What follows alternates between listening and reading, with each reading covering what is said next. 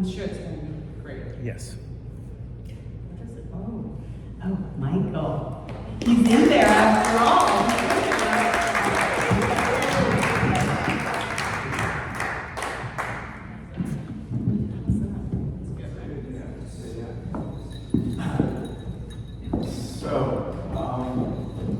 I grew up in a town that was like 86% Jewish, and Christmas was probably the child equivalent of pornography to me. It was taboo. We weren't allowed to have a Christmas tree, no matter how much I begged and said that we could call it a Hanukkah bush. There was just no way. And my neighbors on all sides, except for the neighbors behind, were all Jewish. But John Mussolino was Italian, and he had this tree.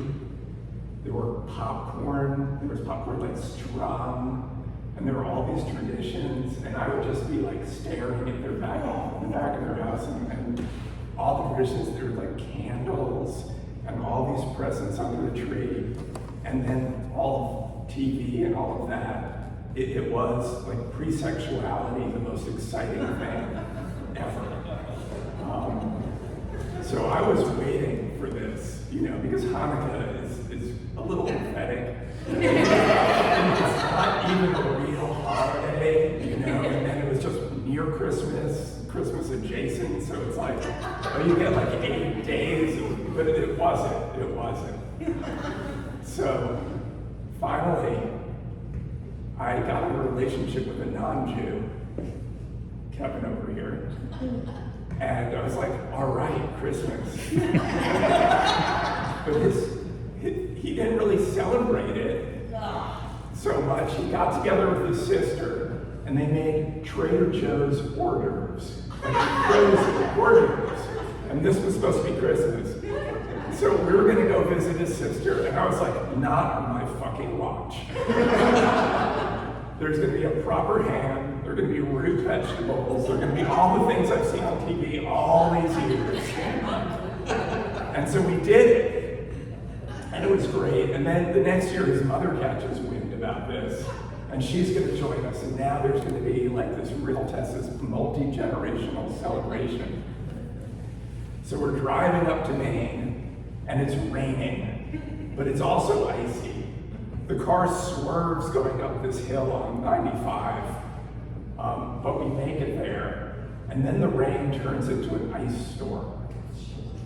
And everything becomes coated with like an inch of ice, it was crazy. And we've got everything ready to prepare, and suddenly the power goes off. And it's like Christmas is ruined. And then we're trying to figure out what we can do, and we realize that they have extension cords, and we could attach them to a car.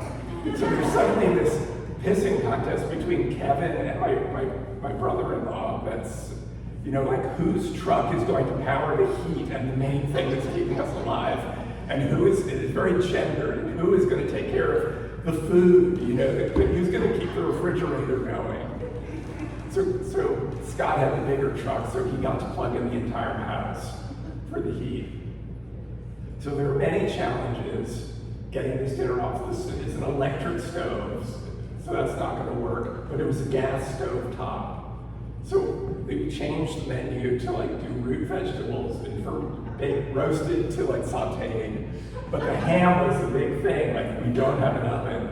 And we realized there's a grill, so we like run outside. The grill is like totally encased in ice. I'm getting like a shovel, like whacking at this grill. We're finally like heating up like cast iron frying pans, like melting the ice. We get the grill open. We set it to low. We get this ham going. And it looks like it's gonna be okay. And also we're all at candlelight. And this is, I think we got there the day before. So this is like a day like sleeping by candlelight with like a million blankets. And so Christmas Day, or was it Christmas Eve that we did the ham? Christmas Eve. Christmas Eve, yeah. So the ham's cooking, it's working. His mother comes down, where looks like it's happening. It's like there are extension cords everywhere. And then we see that there's this Christmas miracle, like the power company is coming up into this little cul-de-sac.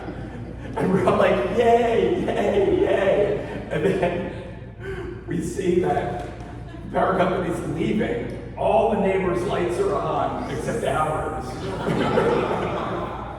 But anyway, we managed to salvage Christmas, and then the next day, we sang a song about it called Ham on the Grill to the tune of Home on the Range.